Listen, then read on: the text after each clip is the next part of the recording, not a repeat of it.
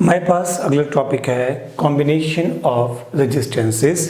Resistances हम लोग series and parallel combination में यूज़ करते हैं। 10th क्लास में आपने ये दोनों कॉम्बिनेशन पढ़ रखे हैं। हम लोग उसी कंसेप्ट को कंटिन्यू करेंगे, वही चीज़ें दोबारा से रिपीट करेंगे। आप लोगों ने कैपेसिटर्स में भी सीरीज पैरेलल कॉम्बिनेशन पढ़ा है, ठीक है। वही अप्रोच हम लोग यहाँ पर भी अप्लाई करेंगे। कैपेसिटर्स में हम दो कैपेसिटर्स को सीरीज कॉम्बिनेशन में कब कहते थे? जब उनमें से चार्ज के पास करने का एक ही रास्ता होता था।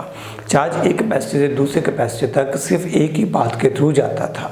Same concept is applicable in case of registers also. इनमें भी हम ये कहेंगे अगर करंट के फ्लो करने का एक ही रास्ता है तो resistances are in series combination.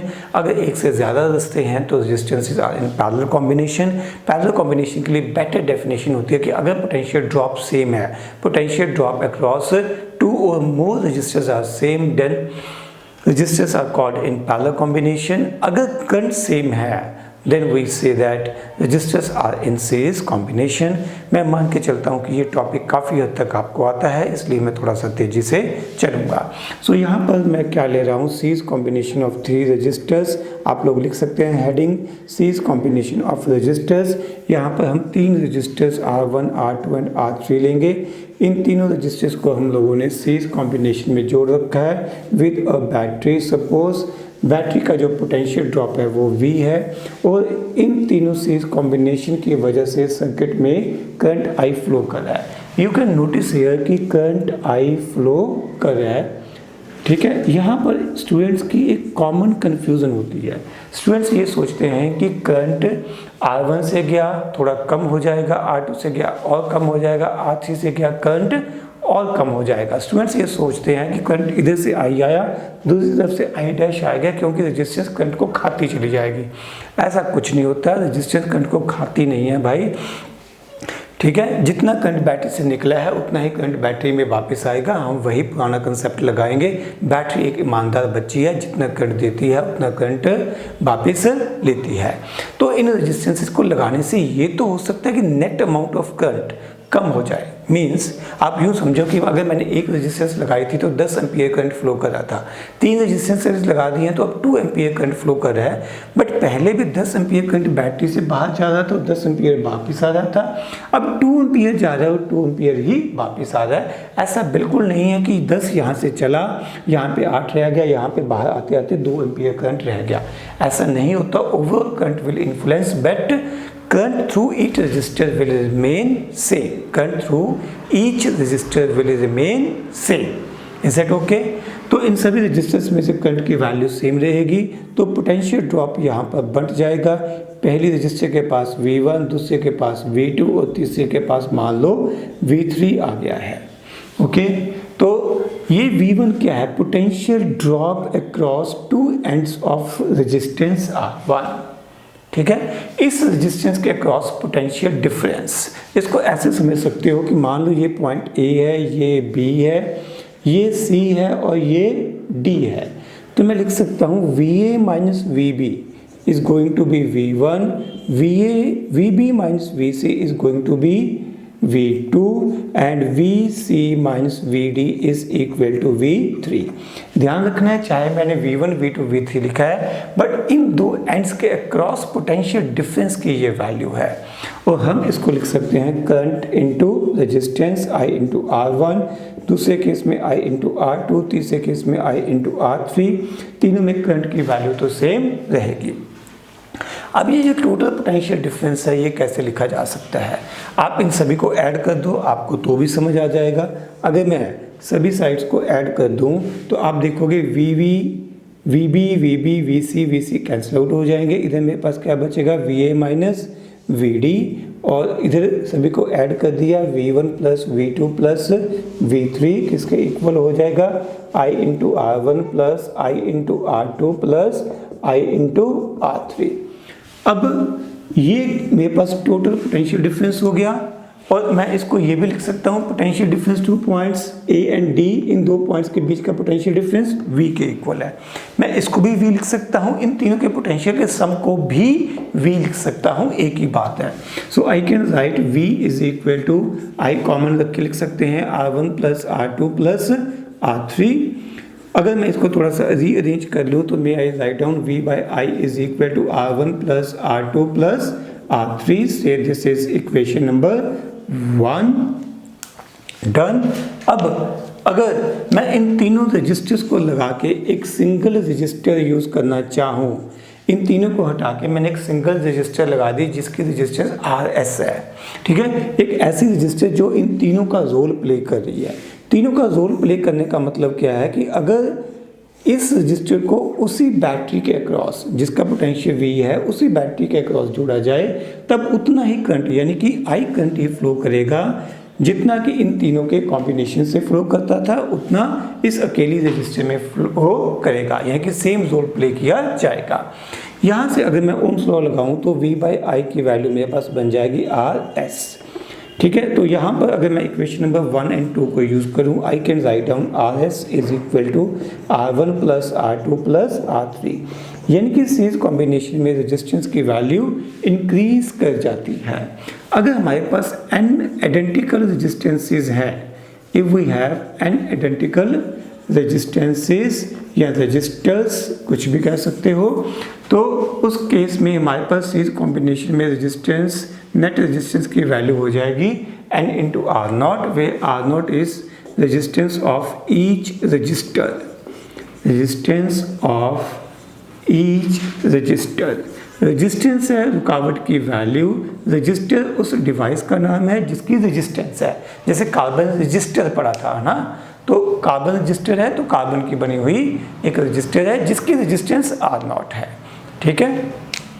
अब सेकंड पॉइंट जो हमें इसमें समझना है वो है कि अगर पीछे से टोटल पोटेंशियल V आया तो वो पोटेंशियल दो हिस्सों में कैसे बंटेगा। आप यूँ समझ सकते हो V is equal to I into R है, I दोनों में सेम है क्योंकि सीरीज कॉम्बिनेशन है, so V is proportional to R। जितनी रेजिस्टेंस ज़्यादा उतना पोटेंशियल ड्रॉप ज़्यादा आएगा। यहाँ पर डायरेक्टली प्रोपोर्शनल वाला रूल फॉलो होगा। अगर मैं इस रूल को यहाँ पे अप्लाई करता हूँ तो V1 की value potential drop across R1 कितनी आएगी, R1 upon total resistance multiply by total potential, ये हो जाएगा। सिमिलरली जब मैं V2 लिखूंगा, सेकंड रजिस्टर के क्रॉस पोटेंशियल ड्रॉप लिखूंगा तो उसी की रेजिस्टेंस यानी कि R2 upon total resistance into total potential drop, ठीक है। हम लोगों ने इसी तरह के कंसेप्ट्स कैपेसिटर्स में भी पढ़े थे सीरीज पैरेलल कॉम्बिनेशन में। आगे बढ़े, इसके बाद हमारे पास अगली बारी है parallel combination of resistors. Heading लिख लो, parallel combination of resistors. Parallel combination में हम लोग क्या इंश्योर करेंगे, हम इंश्योर करेंगे कि सभी रजिस्टर्स के अक्रॉस पोटेंशियल ड्रॉप की वैल्यू सेम हो। करंट अलग अलग हो सकता है बट सभी के पास पोटेंशियल ड्रॉप की वैल्यू का सेम होना लाजमी है। हम लोग इस बात को डायग्राम में इस तरह से रिप्रेजेंट कर सकते हैं। मान लो हमारे पास तीन रजिस्टर्स हैं R1, R2 and R3। All three are connected directly with a battery of potential drop V, ठीक है।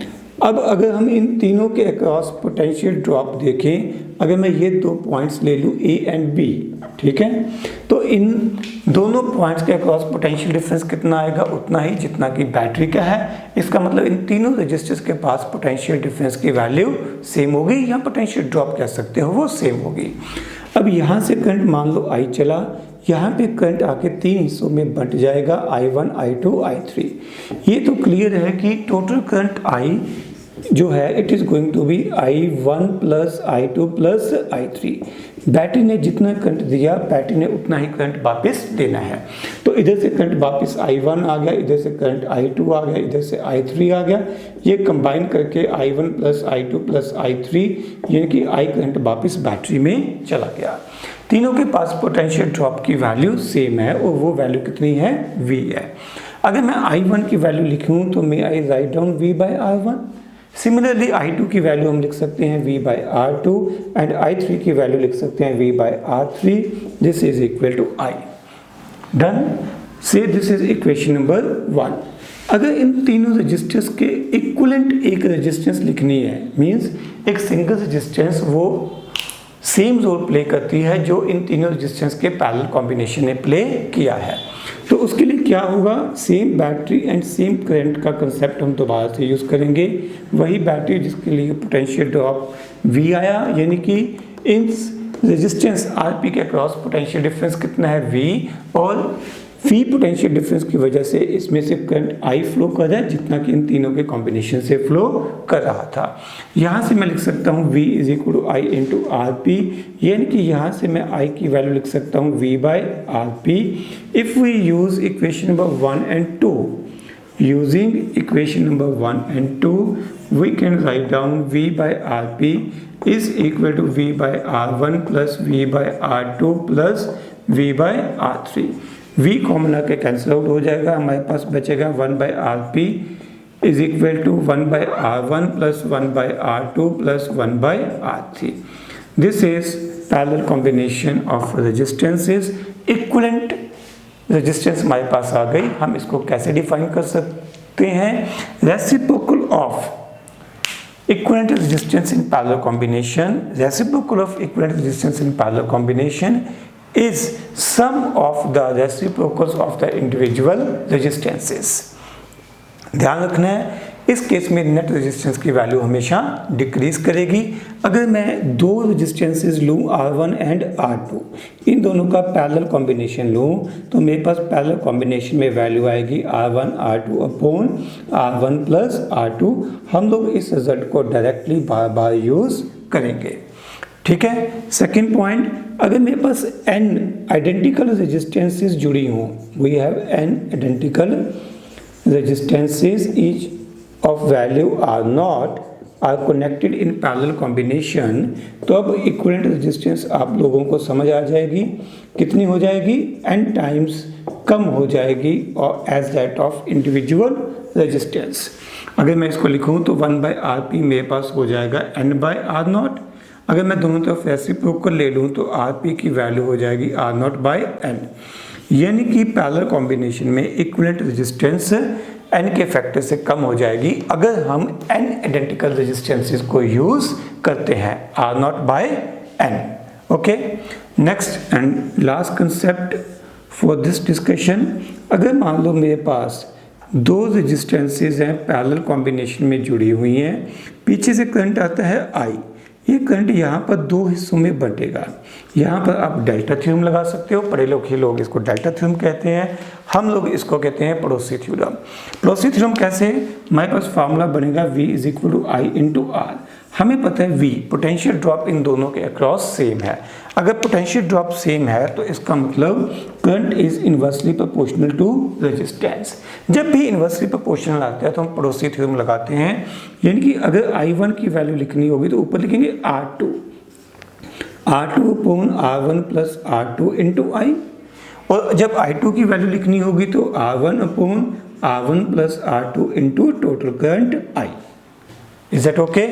अब हम लोग सीरीज पैरेलल कॉम्बिनेशन के ऊपर कुछ इक्वेशंस करेंगे। हमारे पास पहला क्वेश्चन है, two square metal plates A and B of same negligible thickness and material same है। मटेरियल सेम का मतलब दोनों की रेजिस्टिविटी सेम है, दोनों की सेम नेग्लिजिबल थिकनेस है।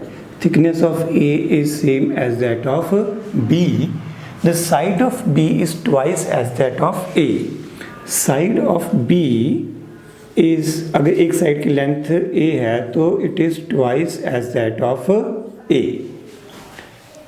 Okay, these are connected in series through minimum area. इन दोनों को सीरीज में जोड़ा गया है through minimum area. Minimum area किसका था, नेग्लिजिबल थिकनेस वाला एरिया लेंगे तो these are connected like this. इसमें ये जो थिकनेस है वो दोनों की सेम है और नेग्लिजिबल है, वेरी स्मॉल थिकनेस है।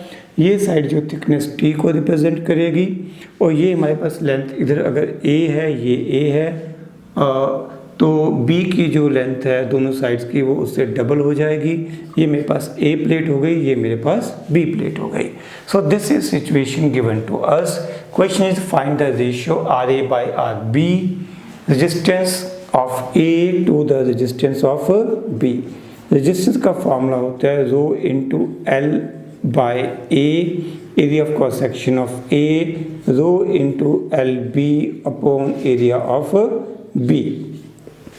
ठीक है, अब रजिस्टिविटी तो सेम है क्योंकि दोनों सेम मटेरियल की बनी हुई है। अब हमें समझना है लेंथ ऑफ ए की लेंथ ये वाली लेंथ आएगी दिस साइड ए, बी की लेंथ अपने पास आएगी ये वाली विच इज़ 2a, यानी कि एल ए को मैं ए पुट कर सकता हूँ, एल बी को मैं 2a पुट कर सकता हूँ। अगला पार्ट है area of cross section of A. देखो करंट इस क्रॉस सेक्शन को क्रॉस करेगा तो हमें क्रॉस सेक्शनल एरिया इफेक्टिवली ये लेना है, T thickness into this length is a, this is t into a। यहाँ पर t तो सेम रहेगा इंटू 2a। आप इसे सिंप्लीफाई करोगे तो you will get this value 1 ratio of 2 resistances, in this case 2 plates की रेजिस्टेंस की रेशियो जो है वो हमारे पास 1 हो जाएगी। Next question, find the value of current I in the circuit shown. तो हमें क्वेश्चन में ये सर्किट डायग्राम गिवन है, हमें देखना है कि इस बैटरी में से कितना करंट फ्लो कर रहा है। फिर हम लोग ये कर सकते हैं कि इन दोनों ब्रांचेस में से भी अलग अलग हम कितना करंट फ्लो कर रहा है वो कैलकुलेट करेंगे। Now the first point is we need to decide कि कौन सी रेजिस्टेंसेस सीरीज या पैरेलल कॉम्बिनेशन में है। इफ़ यू लुक केयरफुली तो आपको ये दोनों रेजिस्टेंसेस सीरीज कॉम्बिनेशन में दिखाई देगी। आपको जब भी सीरीज या पैरेलल कॉम्बिनेशन देखना होता है आपको हमेशा बैटरी के कनेक्शंस यहाँ से करंट आना है, जिसके क्रॉस जिन पॉइंट्स के क्रॉस बैटरी लगी है उसके रिस्पेक्ट में देखना होता है। अगर मैं यहाँ पर एक बार बैटरी को ऐसे ही रख के सर्किट को रीड्रॉ करूँ तो आपको एकदम से समझ आना चाहिए कि ये रेजिस्टेंसेस कौन सी रेजिस्टेंसेस सीरीज कॉम्बिनेशन में है। राइट साइड वाली दोनों रेजिस्टेंसेस आपको सीरीज कॉम्बिनेशन में महसूस होनी चाहिए। So I connected the same points, ठीक है, बट थोड़ी सी डायग्राम को डिस्टॉर्ट कर दिया, थोड़ा सा रीअरेंज कर दिया। You can see here this is your new circuit diagram. आपको बड़ा क्लियरली समझ आ रहा होगा कि ये दोनों रेजिस्टेंसेस सीरीज कॉम्बिनेशन में है। अगर ये दोनों सीरीज कॉम्बिनेशन में है तो इफेक्टिव रेजिस्टेंस इन दोनों को ऐड करके कैलकुलेट की जा सकती है। 30 + 30 हमारे पास हो जाएगा 60। ओके, तो now look at these two new resistances. इन दोनों के पास पोटेंशियल ड्रॉप ए बी है which is equal to 2 volt. तो ये दोनों कौन से कॉम्बिनेशन में है? पैरेलल कॉम्बिनेशन में है। और पैरेलल कॉम्बिनेशन में दो रेजिस्टेंस की इक्विवेलेंट रेजिस्टेंस का फार्मूला हम लोगों को अच्छे से याद है। अगर ये हम अप्लाई करेंगे तो ये हमारे पास 20 ओम बन जाना चाहिए। दिस कम्स आउट 20 ओम। यानी कि अब मैं इन दो रेजिस्टेंसेस को हटा के एक सिंगल रेजिस्टेंस लगा सकता हूँ जिसकी वैल्यू 20 ओम होगी and which is connected with A battery of 2 volt. इसका मतलब इस बैटरी से करंट कितना फ्लो करेगा? V/R। तो यहाँ से करंट फ्लो करेगा 1/10 एम्पियर यानी कि 0.1 एम्पियर। मीन्स बैटरी से यहाँ से करंट फ्लो करेगा 0.1 एम्पियर। जितना करंट बाहर जाएगा उतना ही करंट बैटरी में वापस भी आएगा क्योंकि बैटरी एक ईमानदार बच्ची है। अब यहाँ पर ये दो रजिस्टर्स जो है वो पैरेलल कॉम्बिनेशन में हैं तो इन दोनों में करंट ये डिवाइड होगा। ठीक है, तो आप लोग सीधा भी कर सकते हो कि 30 ओम और 2 वोल्ट है। ठीक है, आप सीधी भी कैलकुलेशन कर सकते हो, मैं दोनों तरीकों से समझा देता हूँ। अगर आप सीधा देखो कि 30 ओम और 2 वोल्ट तो यहाँ से करंट I1 आपको लिखना हो तो 2/30 यानी कि 1/15 एम्पियर लिखा जा सकता है। आपके पास I1 की वैल्यू 1/15 एम्पियर आ जाएगी। यहाँ पर आप 2/60 लिखोगे तो ये 1/30 एम्पियर आ जाएगी। एक तरीका ये हो सकता है, इसमें कोई प्रॉब्लम नहीं है। इस क्वेश्चन के लिए ये आसान भी था, बट मैं चाहता हूँ कि आप दोनों प्रैक्टिस करो। दोनों प्रैक्टिस करो का मतलब क्या है कि अगर मैं आपको ये कहूँ तो आपको ये 30 ओम एंड 60 ओम दिए हैं और पीछे से आने वाला करंट 1/10 एम्पियर है तो I1 करंट और I2 करंट की वैल्यू क्या होगी? I1 क्योंकि ये पैरेलल कॉम्बिनेशन में है तो हम लोग लगाएंगे पड़ोसी थ्योरम।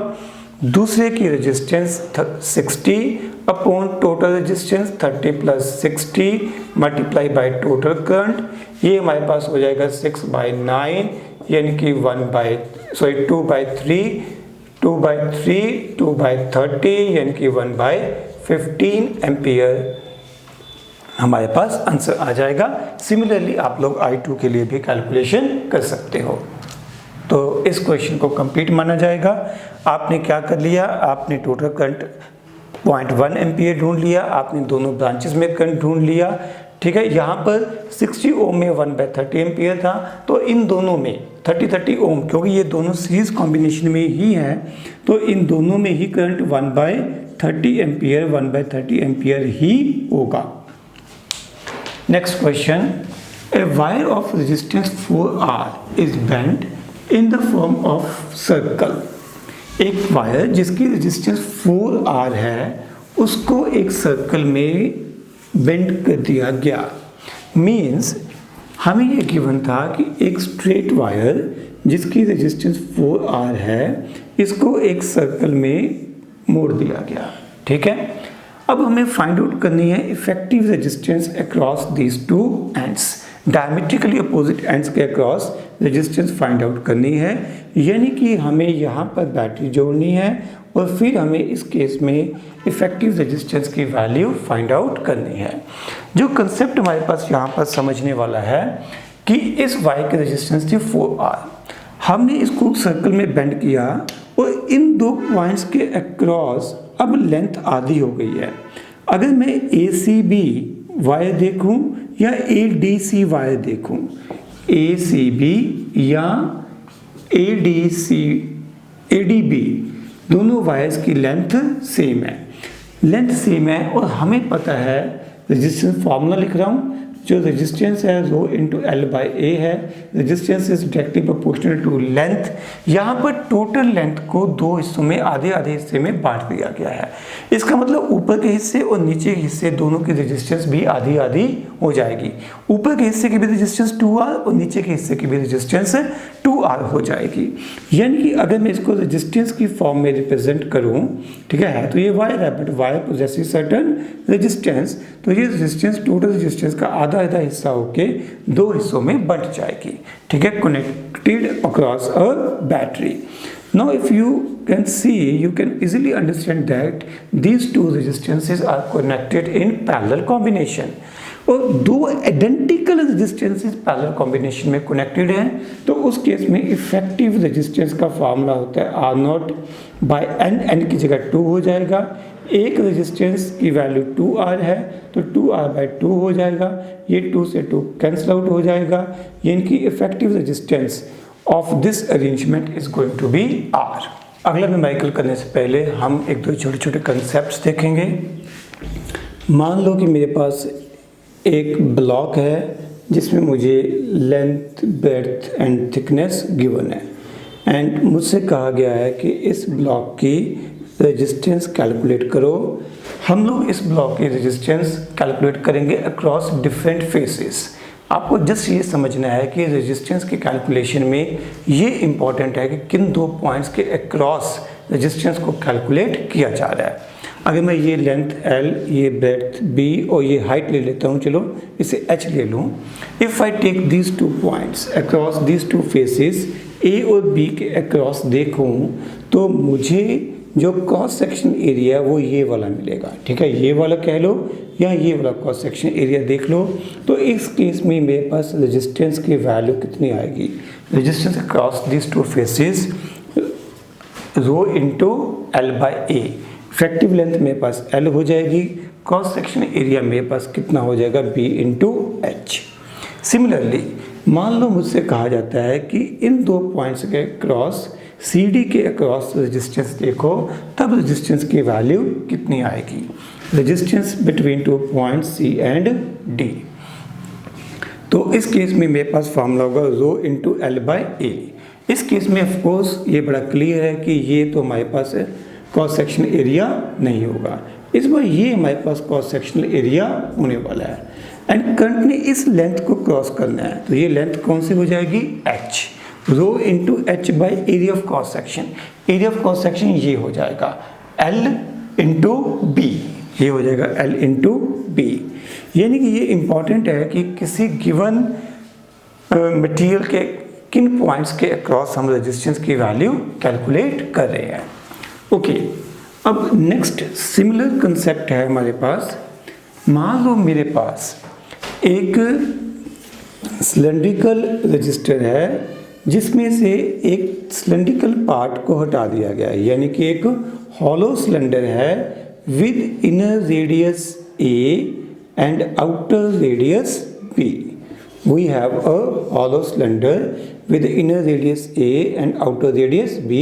यहाँ पर हमारे पास मटेरियल भरा हुआ है और हमें फाइंड आउट करनी है वैल्यू ऑफ रेजिस्टेंस।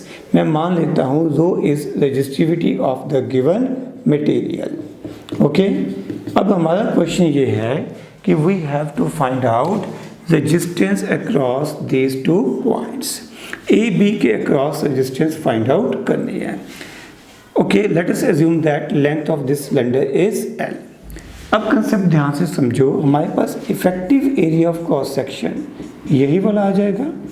करंट इसी क्रॉस सेक्शन में से पास करता हुआ आगे बढ़ेगा। This is going to be effective cross section area.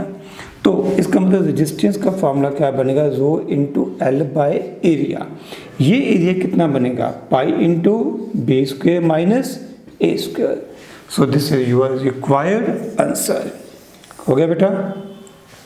Okay, एक आप लोगों के लिए होमवर्क है, मैं आगे के लेक्चर्स में इसको कवर करूंगा, बट तब तक आप लोग इसको सॉल्व करके रखना। अगर सेम क्वेश्चन है, सब पैरामीटर्स आपको सेम दे रखे हैं, ठीक है, inner radius R, outer A, in outer radius B, but इसमें आपको कहा गया है कि इन दो पॉइंट्स के अक्रॉस, ठीक है, इन दो पॉइंट्स A एंड B के अक्रॉस इफेक्टिव रेजिस्टेंस की वैल्यू कैलकुलेट करो। Resistivity is rho given to us. तो क्या आप लोग कैलकुलेट कर पाओगे? इसके लिए मैं आपको हिंट दे देता हूँ। हिंट में आपने क्या करना है, ये आसान क्वेश्चन नहीं होगा। यहाँ पर आपको एक एलिमेंट्री सिलेंडर लेना पड़ेगा, फिर उसके बेस पे आपको कैलकुलेशन करनी पड़ेगी। आपको अज्यूम करना पड़ेगा कि एक एलिमेंट्री सिलेंडर जिसका जो रेडियस है वो x है और जिसकी थिकनेस dx है। पहले आप इसके लिए रेजिस्टेंस निकालोगे, फिर उसको आप फर्दर इंटीग्रेट कर दोगे। डन। अगला एक छोटा सा पॉइंट है, ये शुद्ध कंपटीशन के लिए है, बोर्ड के लिए ये पूछा नहीं जाता। कंपटीशन के लिए हम सीधा इसका रिजल्ट याद कर सकते हैं। मान लो मेरे पास एक कोनिकल वायर है, we have a conical wire जिसका एक साइड का रेडियस A, छोटे वाले रेडियस को मैं A मान लेता हूँ और बड़े वाले रेडियस को यहाँ पर B मान लेता हूँ, ठीक है। और इस वायर की जो लेंथ है L है और मुझे फाइंड आउट करनी है इस वायर की resistance across these two points. A और B के अक्रॉस हमें रेजिस्टेंस को फाइंड आउट करना है। We can assume that resistivity of the wire is rho. तो हम लोग यहाँ पर रेजिस्टेंस का फॉर्मूला लिखेंगे rho into L by A. यहाँ पे बेटा जो आपको ध्यान रखना है, इफेक्टिव एरिया हो जाएगा पाई ए बी, ठीक है। देखो इसका आइडियल कंसेप्ट क्या है कि इसका एरिया ऑफ क्रॉस सेक्शन तो वेरी कर है। हर पॉइंट पे अगर मैं यहाँ पे डिस्टेंस x लूँगा तो यहाँ पर area of cross section a होगा। जैसे जैसे आगे बढ़ूंगा x की वैल्यू भी चेंज होती जाएगी, एरिया ऑफ क्रॉस सेक्शन भी चेंज होता जाएगा। तो आइडियली तो मुझे एलिमेंट्री पोर्शन लेके उसको इंटीग्रेट करना चाहिए था, बट हम लोग ऑब्जेक्टिव के लिए, कॉम्पिटिशन के लिए इसका डायरेक्ट रिजल्ट याद कर सकते हैं, rho L upon pi A B. अब हम लोग ये न्यूमेरिकल करेंगे और ये आज के लिए आखिरी न्यूमेरिकल होगा। A wire of uniform cross section and length L. We have given a wire of uniform cross section, suppose A, and of length L has a resistance of 16 ohm. अब इस वायर को 4 बराबर के टुकड़ों में बांट दिया गया, 1, 2, 3, 4। Each wire is having equal length. It is cut into 4 equal parts. हर पार्ट की लेंथ 1/4 हो गई है, तो resistance is directly proportional to length, तो रेजिस्टेंस भी 1/4 हो जाएगी। हर एक छोटे हिस्से की रेजिस्टेंस 4 ओम हो जाएगी। Is it okay? क्वेश्चन का अगला पार्ट क्या है each part is stretched uniformly of length L and 4 parts are connected in parallel। इन सभी वायर्स को खींचा गया ताकि फिर से लेंथ इनकी L हो जाए। मतलब कि इस 4 ओम वाइज रेजिस्टेंस को खींचा गया और इसकी लेंथ को 4 टाइम्स कर दिया गया। नेचुरली वायर पतली हो जाएगी, लेंथ बढ़ जाएगी तो एरिया ऑफ क्रॉस सेक्शन कम हो जाएगा। तो सभी वायर्स के साथ यही किया गया, सभी वायर्स को स्ट्रेच करके लेंथ को 4 टाइम्स कर दिया गया। This is done like this, ठीक है। अब देखो लेंथ को कितना किया गया है, 4 टाइम्स ओरिजिनल लेंथ। ये ओरिजिनल लेंथ कितनी थी, L0 मान लेता हूँ, ये लेंथ L0 थी। हम लोगों ने पढ़ रखा है कि अगर स्ट्रेच किया जाए तो रेजिस्टेंस पे कौन से फैक्टर से चेंज आता है, n² से।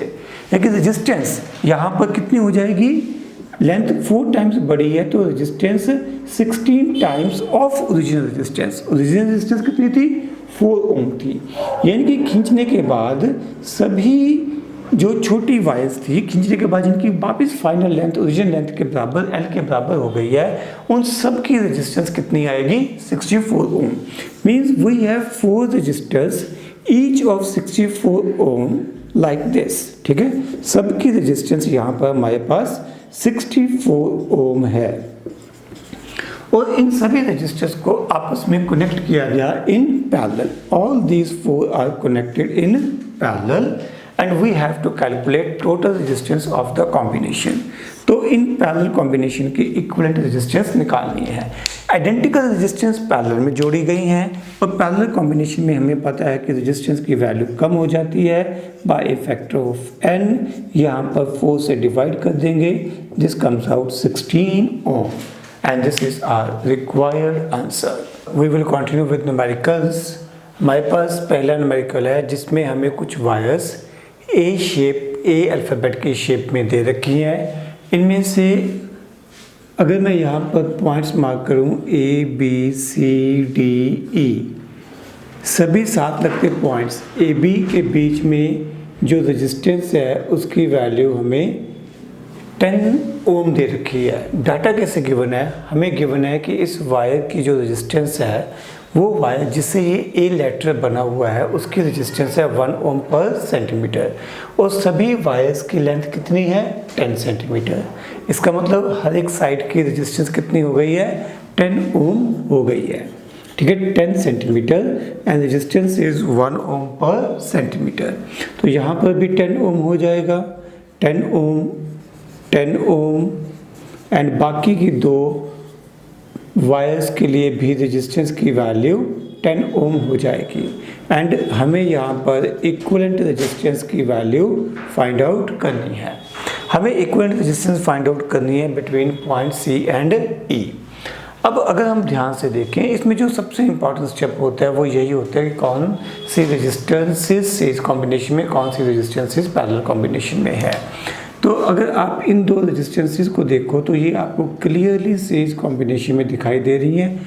इनमें से करंट के पास करने का सिर्फ एक ही तरीका है। यानी कि अगर मैं इस सर्किट डायग्राम को रीअरेंज करूं तो आपको बहुत अच्छे से समझ में आएगा कि कौन सी रेजिस्टेंसेस सीरीज या पैरेलल कॉम्बिनेशन में है। This is 10 ohm and here we have 10 ohm 10 ohm and 10 ohm, ठीक है। We are going to find out resistance between these 2 points. So this is clear that these 2 are in series combination। ये 20 ohm हो गई, ये 20 ohm and 10 ohm आपस में हो गई है पैरेलल कॉम्बिनेशन में। 20 ohm and 10 ohm आपस में हो गई है पैरेलल कॉम्बिनेशन में। तो हम लोग यहाँ पर इक्विवेलेंट रेजिस्टेंस फाइंड आउट कर सकते हैं। This comes out 20/3 ohm for these 3 resistances. पहले मैंने इन दोनों का सीरीज फिर इनका आपस में पैरेलल कॉम्बिनेशन कैलकुलेट कर लिया। इसके बाद जो हमारे पास नई सर्किट डायग्राम बनेगी उसमें हमें 3 रेजिस्टेंसेस मिलेंगी, 2 10 ओम की और तीसरी रेजिस्टेंस हमें मिलेगी 20/3 ओम की। मैंने क्या किया, इन तीनों को हटा के एक रेजिस्टेंस लगा दी। इन तीनों का रोल कौन प्ले कर रहा है, एक सिंगल रेजिस्टेंस 20/3 ओम की, ठीक है। इन दोनों की थी 20 ओम। अब इन तीनों को हटा के इन्हीं दो पॉइंट्स के बीच में एक रेजिस्टेंस लगा दी जो कि कंबाइंड रोल प्ले कर रही है, सभी रेजिस्टेंसेस का रोल प्ले कर रही है।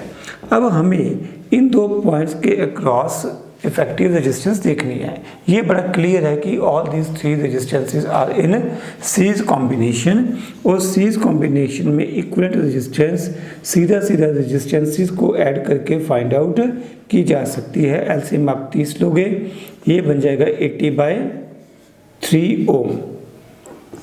तो resistance in series combination comes out 80/3 ohm. Is that okay? Next question की सर्किट डायग्राम आप लोग बना सकते हो। इस क्वेश्चन में हमसे पूछा गया है find out equivalent resistance between point A and B and between point A and C. हम लोग शुरुआत करेंगे ए बी पॉइंट के बीच में इक्विवेलेंट रेजिस्टेंस फाइंड आउट करने के लिए। Equivalent resistance between points A and B. Okay, तो जब हम ए और बी के बीच में यहाँ पर एक बैटरी जोड़ेंगे तो आपको ये समझना पड़ेगा, ये जो क्वेश्चन में नया पॉइंट है वो क्या है कि अब इन दो वायर्स में से या इन दो रेजिस्टेंसेस डी रेजिस्टेंस और यहाँ से ये वाली सी एंड वाली रेजिस्टेंस, इनमें से करंट पास नहीं करेगा। ऐसा कभी नहीं हो सकता कि करंट आए तो सही, ठीक है, एंटर तो करे, बाहर ना जाए। बाहर जाने के लिए लूप कंप्लीट होनी चाहिए थी, सर्किट कंप्लीट होना चाहिए था, ये वायर कहीं ना कहीं कनेक्ट होनी चाहिए थी। सेम ये वायर कहीं ना कहीं कनेक्ट होनी चाहिए थी, तभी अगर कुछ करंट आता तो वो वापस भी जाता। ऐसा नहीं हो सकता कि करंट अंदर ही अंदर आ रहा है, मतलब कि ये रेजिस्टेंस करंट को एब्जॉर्ब किए जा रही है। करंट जितना एंटर करेगा, जितने इलेक्ट्रॉन्स पर सेकंड एंटर करेंगे उतने इलेक्ट्रॉन्स दूसरी तरफ से बाहर भी आएंगे। ये चार्ज अकमुलेट नहीं कर सकती रेजिस्टेंस। कहने का भाव ये है कि इन दो रेजिस्टेंसेस में करंट पास नहीं करेगा, यानी कि इन दो रेजिस्टेंसेस का सर्किट में लगे होना या ना लगे होना सर्किट को कोई इफेक्ट नहीं करेगा, क्योंकि इनके अक्रॉस कोई पोटेंशियल ड्रॉप ही नहीं आएगा। यानी कि हमारी इक्विवेलेंट सर्किट डायग्राम कुछ इस तरह से बन जाएगी। अब इसके बाद हमें देखना पड़ेगा कौन सी रेजिस्टेंसेस सीरीज कॉम्बिनेशन में है और कौन सी रेजिस्टेंसेस पैरेलल कॉम्बिनेशन में है। अगर आप देखो तो आपको ये तीनों रेजिस्टेंसेस, इन तीनों रेजिस्टेंसेस में से करंट के पास करने का एक ही रास्ता है, इसको नहीं लेना। इन तीनों को, ये तीनों कौन से कॉम्बिनेशन में है? सीरीज कॉम्बिनेशन में है। तो मैं इन तीनों को हटा के एक सिंगल रेजिस्टेंस लगा देता हूँ। तीनों 10 ओम की हैं, तो तीनों की इक्विवेलेंट रेजिस्टेंस कितनी हो जाएगी? 30 ओम। तो इन तीनों को हटा के हमने एक रेजिस्टेंस लगा दी 30 ओम की। अब कई बार मन में ना पाप आता है, मन में ये कन्फ्यूज़न आती है कि यहाँ पर ये 10 ओम ये तीनों सीरीज कॉम्बिनेशन में है। जी नहीं बेटा, ये सेंटर वाली 10 ओम को फोकस करो। 10 और 30 ये दोनों आपस में कौन से कॉम्बिनेशन में है? ये दोनों पैरेलल कॉम्बिनेशन में है। अगर ये दोनों पैरेलल कॉम्बिनेशन में है तो इफेक्टिव रेजिस्टेंस पहले इन दोनों की कैलकुलेट करेंगे। जब आप इन दोनों की इफेक्टिव रेजिस्टेंस कैलकुलेट करोगे तो ये 30/4 यानी कि 15/2 ओम बन जाएगी। यानी कि मैं इन दोनों को हटा के एक सिंगल रेजिस्टेंस ऑफ 15/2 ओम लगा दूंगा। ये होगी 7.5। ये तीनों हो गए हैं सीरीज कॉम्बिनेशन में। तो इन तीनों की रेजिस्टेंस हम लोग सीधी ऐड कर सकते हैं, तो ये 27.5 ओम बन जाएगा। चेक करिए क्या आपका और मेरा आंसर मैच कर रहा है। इसके बाद सेकंड केस पे आएंगे। सेकंड केस में हमसे कहा गया है find out resistance between points A and C. आप लोग खुद ट्राई करिए। इस बार आपको बैटरी ए और बी के बीच में नहीं जोड़नी है, बल्कि आपको बैटरी जोड़नी है ए एंड सी के बीच में। You are going to connect battery between A and C. अब हमें देखना है इस केस में इक्विवेलेंट रेजिस्टेंस कितनी आएगी। अगर आप कंसेप्चुअली देखो तो ये दो रेजिस्टेंसेस में से करंट पास नहीं करेगा, यानी कि इन दो रेजिस्टेंसेस के लगे या ना लगे होने से सर्किट पे कोई फर्क नहीं पड़ता। अब आप लोग वीडियो को पॉज करिए और देखिए कि कौन सी रेजिस्टेंसेस आपको सीरीज या पैरेलल कॉम्बिनेशन में दिखाई दे रही है। ठीक है, बड़े आराम से आपको ये दोनों सीरीज में और इधर से ये दोनों रेजिस्टेंसेस सीरीज कॉम्बिनेशन में दिखाई देंगी। यानी कि आप लोग इन दोनों को हटा के एक सिंगल रेजिस्टेंस इधर लगा सकते हो, सीरीज कॉम्बिनेशन में ऐड हो जाएंगी 20 ओम।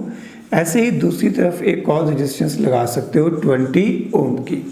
This is 10 ohm connected with point A, और इधर एक और रेजिस्टेंस है 10 ओम की connected with point C, and A और सी के बीच में हम लोगों ने एक बैटरी जोड़ रखी है, and we are going to find out equivalent resistance. मेरे ख्याल से आप लोगों को ये स्टेप क्लियर होगा। ये 10 20 ओम हो गया, ये 10 भी 20 ओम हो गया है। तो वहाँ पर इन दोनों 10 को हटा के एक 20, इधर से दोनों 10 को हटा के एक 20 लगा दिया है। अब अगर आप ध्यान से देखो, इस पॉइंट को मैं B मार्क कर दूं, इसको D मार्क कर दूं, A एंड C हमने मार्क कर रखे हैं। अच्छा, B1 D1 मार्क कर लो, ऐसे मार्क कर लो, क्योंकि B और D हमने शुरू में मेंशन किए थे। अगर ये दो पॉइंट्स देखो तो इन दोनों रेजिस्टेंसेस के लिए पोटेंशियल ड्रॉप कितना आएगा? दोनों के लिए VB1 VD1 potential drop in दोनों के लिए सेम आएगा। ठीक है, तो ये दोनों कौन से कॉम्बिनेशन में हो गई है? पैरेलल कॉम्बिनेशन में आपको इक्विवेलेंट रेजिस्टेंस निकालने का फार्मूला आता है। आप लोग सीधा कर सकते थे, क्योंकि एक जैसी रेजिस्टेंसेस हैं तो आप सीधा भी कर सकते थे 20/2 यानी कि 10 ओम सीधा भी लिख सकते थे। आइडेंटिकल रेजिस्टेंसेस अगर हो तो डिवाइडेड बाय सीधा n से कर सकते हैं। तो यहाँ पर ये 10 ओम आ गया, यानी कि इन दोनों को हटा के अब मैं एक रेजिस्टेंस लगा सकता हूँ 10 ओम की between points B1 and D1।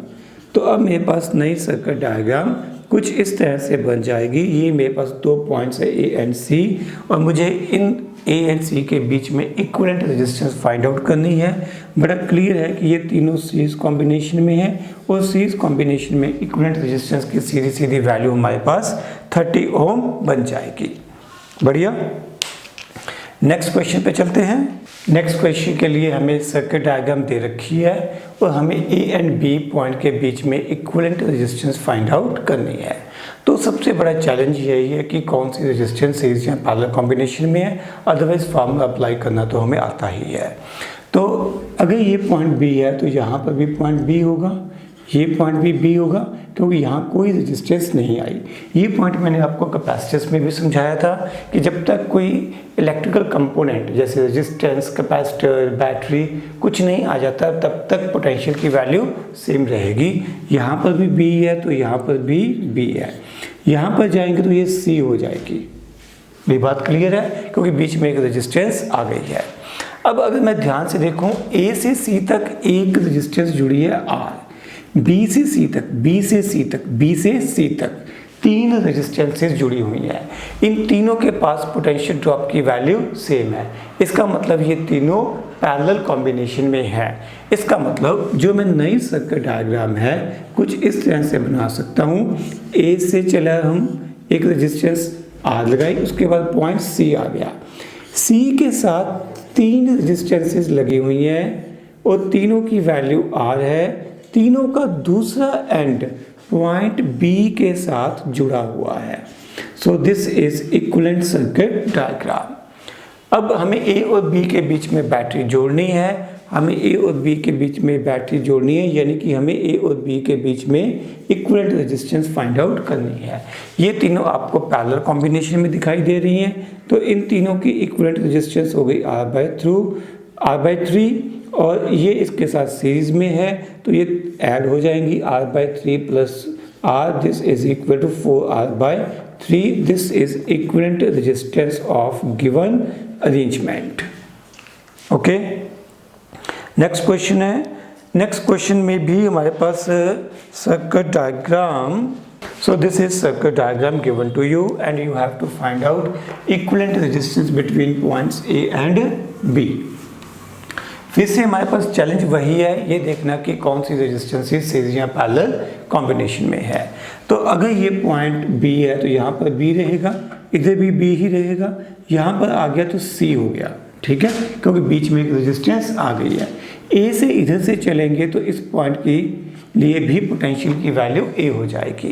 अब अगर आप लोग देखो तो AC और AC ये दो रेजिस्टेंसेस के क्रॉस पोटेंशियल ड्रॉप सेम है, यानी कि ये दोनों पैरेलल कॉम्बिनेशन में होनी चाहिए। मैं इस सर्किट को दोबारा से ड्रॉ करता हूँ। ए और बी पॉइंट, जिन दो पॉइंट्स के बीच में मुझे रेजिस्टेंस लिखनी है उनको मैं अपनी आदत के मुताबिक हमेशा एक्सट्रीम पोजीशंस पे लिख लेता हूँ और बाकी सारे सर्किट इन दोनों पॉइंट्स के बीच में ही ड्रॉ करूँगा।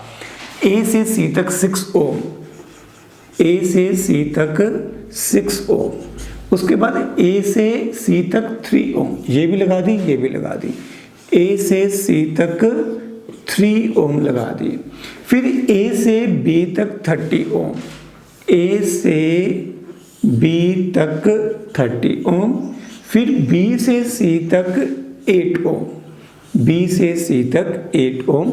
ये हो गई हमारी सर्किट डायग्राम। अब आपको समझ आ जाना चाहिए कौन सी रेजिस्टेंसेस सीरीज में या कौन सी पैरेलल में है। आप ध्यान से देखो, ये दोनों रेजिस्टेंसेस क्लियर कट दिखाई दे रहा है कि दोनों पैरेलल में है। दोनों के अक्रॉस पोटेंशियल ड्रॉप AC आएगा। ये तीसरी इसके साथ पैरेलल में नहीं लेनी क्योंकि इसके पास पोटेंशियल ड्रॉप AB आएगा। तो पहले इन दोनों को सॉल्व कर लेते हैं। ये 2 ओम बनेगी, 6 × 3/6 + 3, this is going to be 2 ohm. यानी कि मैं क्या कर सकता हूँ, इन दोनों को हटा के एक 2 ओम की रेजिस्टेंस यहाँ पर लगा देता हूँ। जैसे ही मैं ये लगाऊंगा तो आपको ये दिखाई देना शुरू हो जाएगा कि 2 ohm and 8 ohm are in series combination. अगर ये दोनों सीरीज कॉम्बिनेशन में करंट के पास करने का एक ही रास्ता है तो इनको सीरीज कॉम्बिनेशन में सीधा सीधा ऐड करके net equivalent resistance in series combination find out की जा सकती है। अब आपको बड़ा क्लियर दिखाई देना शुरू हो गया होगा कि ये जो 10 ओम एंड 30 ओम है ये दोनों पैरेलल कॉम्बिनेशन में है और पैरेलल कॉम्बिनेशन में अगर दो रेजिस्टेंसेस दी हों तो इक्विवेलेंट रेजिस्टेंस फाइंड आउट करने का फॉर्मूला ये रहता है 10 × 30/10 + 30 300/40 यानी कि 30/4 यानी कि 15/2 ओम यानी कि 7.5 ohm should be your required answer.